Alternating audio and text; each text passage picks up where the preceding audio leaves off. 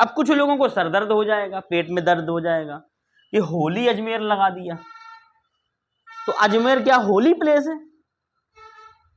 کچھ لوگوں کا یہ کہنا ہے کہ کیا ہولی اجمیر پلیس ہولی ہے، اجمیر جو جگہ ہے وہ ہولی ہے، اس کو ہولی اجمیر کہنا چاہیے۔ تو ہمارا کہنا یہ ہے کہ جہاں بھی کوئی اولیاء اللہ آرام فرما رہے ہوں وہ جگہ پاک ہوتی ہے، وہ جگہ مقدر ہوتی ہے، مقدس ہوتی ہے۔ ہم لوگ ماننے والے ہیں سیدی سرکار اعلیٰ حضرت کے، اور ہمارے سیدی سرکار اعلیٰ حضرت فرماتے ہیں کہ اجمیر شریف وہ جگہ ہے جہاں پہ لوگوں کی دعائیں اگر قبول نہ ہو رہی ہوں اور بندہ وہاں پر پہنچ جائے تو ایسا ہو ہی نہیں سکتا کہ اس کی دعا قبول نہ ہو۔ سمجھ رہے ہو؟ یہ تو اعلیٰ حضرت کا قول ہے۔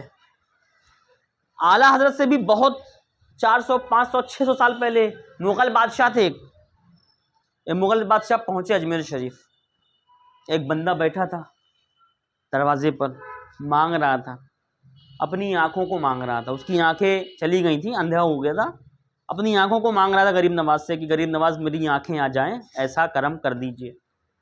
بہرحال وہ بہت سمے سے مانگ رہا تھا، وہ لوگوں نے بتایا کہ یہ بہت سمے سے بیٹھا ہوا ہے، 2-4 سال ہو گیا، پتہ نہیں کتنے سمے سے بیٹھا ہوا ہے، آنکھ مانگ رہا ہے، اس کی آنکھ ہی نہیں آ رہی ہے۔ تو غریب نواز کے در پہ آیا وہ مغل بادشاہ، اور وہ بھی تھوڑا سا تجربے کار میں کم تھا، تو وہ بولنے لگا کہ میں جا رہا ہوں اجمیر شریف۔ دیکھو یہ باتیں میں اوتھینٹک نہیں کہتا ہوں، ورنہ لوگ بولنے سے پوچھیں کہ اس کا حوالہ دیجئے، کیونکہ بہت سارے لوگ میری ویڈیو پہ آ کے کمنٹ کرتے ہیں، کہتے ہیں کہ آپ حوالہ دیجئے، آپ بنا حوالے کی بات کرتے ہیں۔ تو یہ جو باتیں یہ اوتھینٹک نہیں ہیں، لیکن عقیدت سے جڑی ہوئی باتیں ہیں۔ تو وہ جو بادشاہ تھے ان کو بھی تھا کہ یار یہ کیا دربار لگا ہوا ہے یار غریب نواز کا، یہاں پہ کچھ ہوتا ہے کہ بس ایسے ہی لگا ہوا ہے۔ بہرحال کسی نے بولا کہ نہیں بھیا بہت کام کی چیز ہے یہاں پہ۔ تو وہ جب چڑھے تو کسی نے بتایا کہ یہ فلانا بھکاری بیٹھا ہوا ہے، پتہ نہیں کتنے سال سے بیٹھا ہوا ہے، اس کی آنکھیں ابھی تک نہیں آئی ہے اور آنکھ مانگ رہا ہے وہ غریب نواز سے۔ تو وہ اندر جب چڑھنے لگا تو وہ چڑھتے چڑھتے بولتا ہے تو کتنے سال سے یہاں پر بیٹھا ہوا ہے؟ تو اس نے بولا کہ فلانے اتنے سال سے بیٹھا ہوا ہوں میں۔ آپ کون؟ فلانے فلانے۔ بولتا ٹھیک ہے میں جا رہا ہوں اندر، ٹھیک ہے اگر تیری آنکھیں اگر نہیں آئی میں اندر سے واپس جب تک آیا تو میں تیری گردن مار دوں گا۔ کس نے بولا یہ بات؟ مغل بادشاہ نے بول دی اس فقیر سے، اس بھکاری سے جو بیٹھ کے اپنی آنکھوں کی بینائی کی روشنی مانگ رہا تھا کہ میری بینائی کی روشنی آ جائے، میری بینائی آ جائے۔ تو اتنا بول کر کے مغل بادشاہ اندر گیا کہ میں اندر جا رہا ہوں اور میرے اندر جا کے واپس آنے تک اگر تیری آنکھ کی بینائی لوٹ کے نہیں آئی تو میں تیری گردن مار دوں گا۔ اتنا سننا تھا، وہ چلے گئے اندر۔ اب وہ بندہ اتنا رو رو کے، اتنا گلگلا گلگلا کے دعا کیا کہ جب تک وہ مغل بادشاہ اندر جا کر کے زیارت کر کے جب باہر آئیں تو معلوم پڑا اس کی بینائی لوٹ آئی۔ تو یہ کرم ہوا کس کا؟ غریب نواز کا۔ اچھا پھر لوگ کہنے والے کہتے ہیں کہ یار وہ اتن سے کیوں مانگا تھا؟ وہ اتن سے مانگ اس لیے رہا تھا کہ اس کو کسی نے جان پہ مارنے کی بات نہیں کہی تھی، لیکن وہ دل سے نہیں مانگ رہا تھا، بس بیٹھا ہوں مانگ رہا ہوں۔ لیکن جب بادشاہ نے بول دیا کہ اگر تیری بینائی نہیں آئے گی تو میں تیری گردن مار دوں گا، اب اس نے دل سے مانگا کہ اب تو دے دو، آنکھ نہیں آئی تو اب تو گردن بھی چلی جائے گی۔ تو ملا اس کو، کہاں سے ملا؟ اجمیر شریف سے۔ اس لیے ہمارے سرکار سیدی اعلیٰ حضرت علیہ رحمۃ رضوان ارشاد فرماتے ہیں کہ اجمیر شریف وہ جگہ ہے جہاں پہ لوگوں پہ دعائیں قبول ہوتی ہیں۔ یہ تو اعلیٰ حضرت قول ہو گیا۔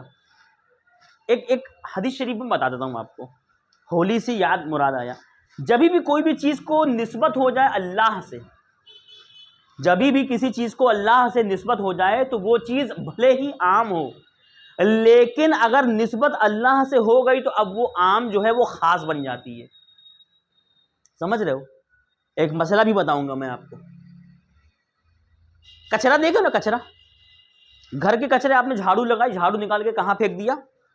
باہر پھینک دیا، نالی میں پھینک دیا، آپ سے کوئی پکڑ نہیں، کوئی پوچھ نہیں، کوئی پرکھ نہیں، نہ کوئی گناہ ہے۔ لیکن اگر یہی مسجد کا کچرا ہو اور آپ نے ایسا جھاڑو نکالا، لگایا، اٹھا کر کے باہر پھینک دیا، نالی میں پھینک دیا، آپ علماء سے جا کے پوچھئے کہ اس کے اوپر کیا حکم لگے گا؟ مسجد کے کچرے کو اٹھا کر کے نالی میں نہیں پھینکا جاتا، ناجائز ہے۔ وجہ کیا ہے؟ وہ کچرا عام کچرا نہیں ہے، لوگوں کے گھر کا کچرا نہیں ہے، وہ کچرا کس گھر کا کچرا ہے؟ اللہ کے گھر کا کچرا ہے، اور اللہ کے گھر کے جب کچرے کو نسبت ہو گئی اللہ سے تو اس کو اٹھا کر کے نہیں پھینکا جائے گا تو وہ خاص بن گیا، تو پھر انسان کیسے خاص نہیں بنے گا؟ پھر انسان کو کیسے پھینکا جا سکتا ہے؟ سمجھ گئے؟ کوئی بھی چیز ہو، گھر کی چیز تھی گھر میں تھی، لیکن جب وہ مسجد چلی گئی تو اب وہ اللہ کا گھر بن گیا۔ قرآن تھا، عام لوگوں کی کتاب تھی، لیکن اگر نسبت خدا سے ہو گئی تو وہ کتاب اللہ بن گئی۔ رسول تھے، اللہ سے نسبت ہو گئی، رسول اللہ بن گئے۔ سمجھ گئے؟ بیت اللہ، رسول اللہ، تمام چیزیں جو اللہ تعالیٰ سے نسبت رکھ لی ہو جائے اس کو بیت اللہ یا اللہ سے نسبت دیا جائے گا۔ بیت اللہ مطلب اللہ کا گھر ہے نا، اسی طریقے سے رسول اللہ اللہ کے رسول۔ اب مسئلہ یہ ہے کہ یہ ہولی اجمیر میں ہم ہولی کیوں لگا رہے ہیں؟ مسئلہ یہ ہے، عقیدے کی بات بتانا، سن لیجئے۔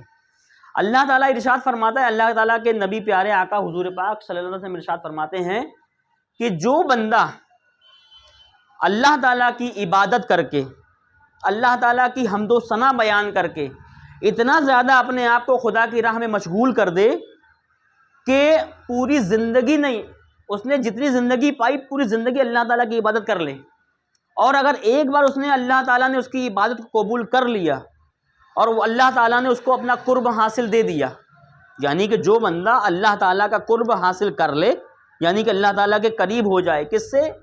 اپنی عبادت سے، اپنے اعمال سے، اپنے افعال سے، اگر وہ اللہ تعالیٰ کا قرب حاصل کر لیتا ہے تو اللہ فرماتا ہے کہ جو بندہ میری عبادت سے مجھے خوش کر کے، مجھے راضی کر کے میری قرب حاصل کر لیا تو اب وہ بندے کا میں ہاتھ بن جاتا ہوں جس ہاتھ سے وہ کام کرتا ہے، میں اس بندے کا پیر بن جاتا ہوں جس پیر سے وہ چلتا ہے، میں اس بندے کی آنکھ بن جاتا ہوں جس آنکھ سے وہ دیکھتا ہے، میں اس بندے کے کان بن جاتا ہوں جس کان سے وہ سنتا ہے، میں اس بندے کی ناک بن جاتا ہوں جس ناک سے وہ سونگھتا ہے، میں اس بندے کی زبان بن جاتا ہوں جس زبان سے وہ بولتا ہے۔ یہ تمام باتیں کون کہہ رہا ہے؟ اللہ تعالیٰ خود کہہ رہا ہے، حضور پاک ارشاد فرما رہے ہیں، حدیث شریف ہے۔ تو اللہ تعالیٰ کو جب کسی بندے کو اللہ تعالیٰ کا قرب حاصل ہو جائے تو وہ اللہ تعالیٰ کے قریب ہو جاتا ہے، اور اللہ فرماتا ہے کہ اس کی زبان، جس زبان سے وہ بولتا ہے وہ زبان میری زبان ہوتی ہے، میں اس کی زبان بن جاتا ہوں۔ تو یہ بتائیے اگر حضور غوث پاک رضی اللہ تعالیٰ عنہ یہ کہتے ہیں کہ میرے حکم سے اٹھ جا، تو بتاؤ اللہ تعالیٰ اس کی زبان بنا یا نہیں بنا؟ کیونکہ اللہ خود کہہ رہا ہے کہ جو میرا قرب حاصل کر لیتا ہے میں اس کی زبان بن جاتا ہوں جس زبان سے وہ بولتا ہے۔ تو غوث پاک کے اللہ تعالیٰ کو قرب حاصل نہ کرنے میں کس کو شک ہے؟ بھئی ہم سب مانتے ہیں غوث پاک غوث بنے ہی تب ہیں جب اللہ تعالیٰ کا قرب حاصل کر لیے، اور جب اللہ تعالیٰ کا غوث پاک نے قرب حاصل کر لیا تو جس زبان سے حضور غوث پاک کچھ کہیں گے، کلام فرمائیں گے، کیا اللہ تعالیٰ وہ کلام، اللہ تعالیٰ ان کی زبان نہیں بنے گا؟ اللہ تعالیٰ خود کہہ رہا ہے کہ جس زبان سے وہ کہتا ہے میں اس کی زبان بن جاتا ہوں، جس زبان سے وہ کرتا ہے میں اس کی ہاتھ بن جاتا ہوں، جس ہاتھ سے وہ کرتا ہے میں اس کے ہاتھ بن جاتا ہوں۔ کون کہہ رہا ہے یہ؟ اللہ تعالیٰ کہہ رہا ہے۔ تو آج اگر وہابی دیوبندی کہتا ہے کہ غوث پاک کو تم لوگ یہ مانتے ہو، غوث پاک کو تم لوگ وہ مانتے ہو، تو میرا یہ کہنا ہے کہ بھیا یہ میں کہاں کہہ رہا ہوں کہ غوث پاک کہہ رہے ہیں؟ میں تو یہ کہہ رہا ہوں کہ اللہ کے نبی نے جو یہ شانیں بتائی ہیں، جو یہ حدیث شریف بتائی ہے، اس حدیث شریف کا جو ظاہر ہے، اس حدیث شریف کا جو رزلٹ ہے، وہ اعمال ہے، وہ حضور غوث پاک نے اس پہ عمل کیا، اللہ تعالیٰ کو راضی کیا اور اللہ تعالیٰ کا قرب حاصل کر لیا، اور اللہ تعالیٰ یہ فرماتا ہے کہ جس نے میرا قرب حاصل کر لیا اب وہ جو کہے گا میں اس کی زبان بن جاؤں گا، اور اللہ تعالیٰ اگر جس کی زبان بن جائے، کوئی کام آدمی وہ بول رہا ہے تو وہ پورا نہیں ہوگا؟ یہ بتاؤ ہوگا؟ تو اس میں شرک کہاں ہے؟ وہابی دیوبندی کہتے ہیں کہ تم شرک کرتے ہو، بریلوی لوگ، تو بھیا پہلے پڑھ لو، سمجھ لو، اس کے بعد پھر کوئی بات بولا کرو۔ تو شرک کا فتویٰ اسی لگانے سے فتویٰ نہیں لگتا۔ ہمارا اس پہ عقیدہ کیا ہے؟ ہم نے یہ نہیں بولا کہ غوث پاک خدا بن گئے، خدا خود کہہ رہا ہے کہ جو بندہ میرا قرب حاصل کر لیتا ہے میں اس کے پیر بن جاتا ہوں جس پیر سے وہ چلتا ہے، میں اس کے کان بن جاتا ہوں جس کان سے وہ سنتا ہے نا، بن جاتا ہے نا۔ تو اب فتویٰ لگا دو یہاں پہ، غوث پاک اگر کہیں پر کھڑے ہیں اور ہم پکارتے ہیں کہ یا غوث المدد، تو ان کا کہنا ہے کہ وہ اتنے دور کھڑے کیسے سنیں گے بھائی، کیسے سنیں گے؟ اتنی دور ہیں وہ، غوث پاک تو بغداد میں ہے، تم تو ہندوستان کے جبل پور میں ہو، کیسے سنیں گے؟ تو ہمارے کہنے کہ تو فکر مت کر.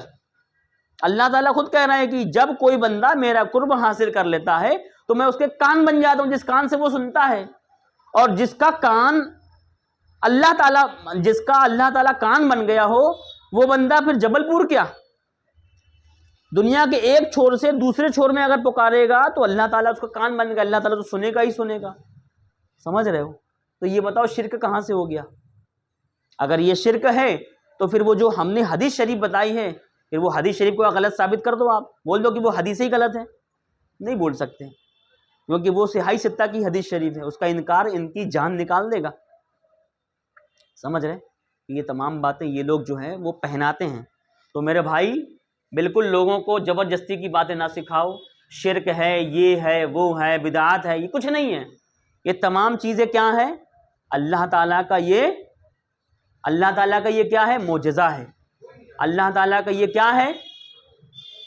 رحمت ہے. اللہ تعالیٰ جس کو اپنی رحمت دے دے وہ آدمی ایسے نکلتا چلا جاتا ہے. سمجھ گئے؟ ان کا کہنا کیا ہے اور اپنا کہنا کیا ہے. کہاں سے کاٹ ہوئی؟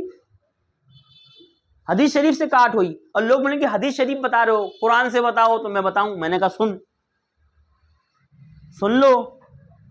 حضرت داؤد علیہ السلام کے بیٹے حضرت سلیمان علیہ السلام نبی ہیں. آپ قرآن شریف سے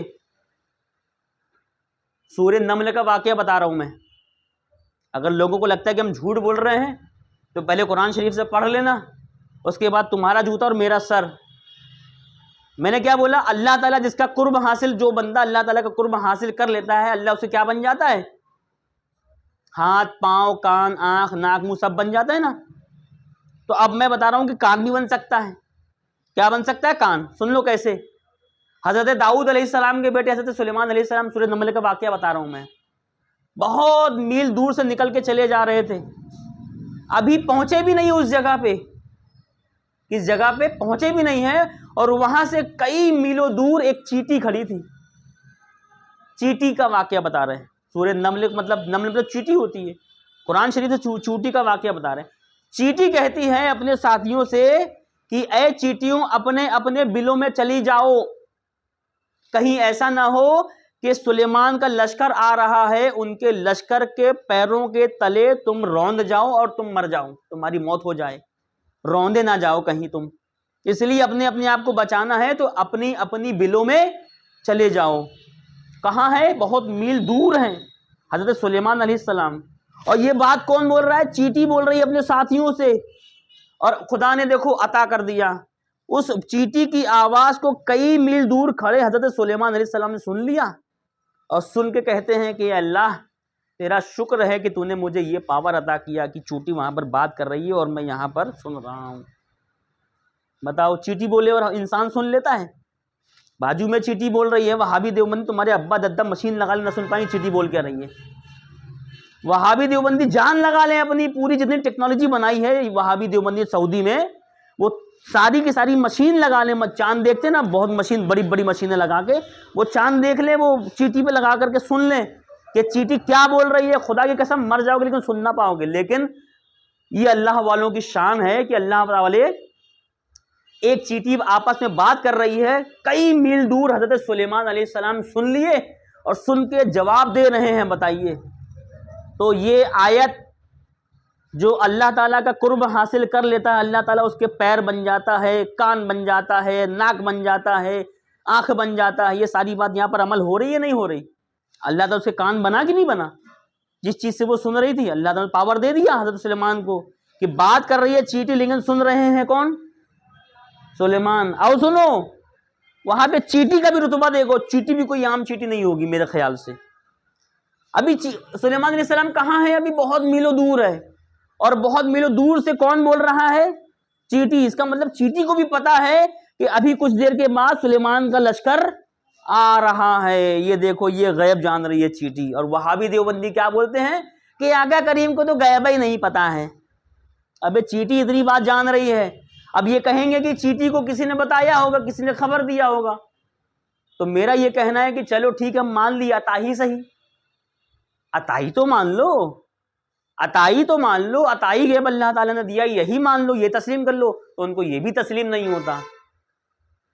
اگر مقدر کی بات ہے، اہل سنت و جماعت فی زمانہ مسلک اعلیٰ حضرت کو اللہ تعالیٰ نے وہ شان بخشی ہے کہ وہ قرآن اور حدیث کے مطابق اپنے آپ کو عمل کرتے ہیں، کرواتے ہیں، لوگوں کو نصیحت کرتے ہیں، کرواتے ہیں، اور جو عین قرآن اور حدیث کے مطابق اہل سنت و جماعت ہے وہ اس زمانے میں مسلک اعلیٰ حضرت کے نام سے جانا پہچانا جاتا ہے۔ یہی ہمارا عقیدہ ہے۔ ہم اس عقیدے میں جو اللہ کے نبی کے زمانے سے چلا آ رہا ہے اس میں ذرا بھی کم یا زیادتی نہیں کرتے ہیں۔ جیسا ہم کو ہمارے آقا کریم نے ہمارے تک دین پہنچایا ہے اس دین کو ہم عمل کرتے ہیں۔ ہمارے دین کو یہاں تک پہنچانے میں جو بزرگان دین ہیں، جیسے غوث پاک ہیں، غریب نواز ہیں، مخدوم پاک ہیں، وارث پاک ہیں، صابر پاک ہیں، اعلیٰ حضرت فاضل بریلوی ہیں، اور آج کے زمانے میں تاج الشریعہ ہیں، تو ہم انہی کو وسیلہ مانتے ہوئے انہی کے جو دین ہے جو ہمارے تک لے کر کے آئے ہیں ہم انہی کو مانتے ہیں، اور انہی کے وسیلے سے ہم کو آج دین جو ملا ہے وہ انہی کی دعائیں ہیں۔ وہابی دیوبندی کہتے ہیں کہ نہیں، ان کی ضرورت نہیں، اولیاء اللہ کی کیا ضرورت ہے، کیا دین تم ڈائریکٹ نہیں لے سکتے تھے؟ لے لو تم۔ بہت ساری باتیں بتانے کے لیے ہیں، بہرحال یہیں پر جا کر اس بات کو ختم کرتے ہیں۔ تو شروعات کہاں سے ہوئی تھی؟ ہولی اجمیر۔ تو ہولی وہ جگہ ہوتی جس کو شریف بولا جاتا ہے، اور وہ جگہ جہاں پہ کوئی اولیاء اللہ آرام فرمائے ہو وہ جگہ مقدس ہو جاتی ہے، کیونکہ اس جگہ کو کس سے نسبت ہے؟ مدینے والے آقا سے نسبت ہے، اور جس کو مدینے والے آقا سے نسبت ہو جائے وہ عام نہیں ہوتی، وہ کیا بن جاتی ہے؟ خاص بن جاتی ہو، مقدس بن جاتی ہے۔ اس لیے ہم اجمیر کو اجمیر شریف بولتے ہیں۔ ٹھیک ہے۔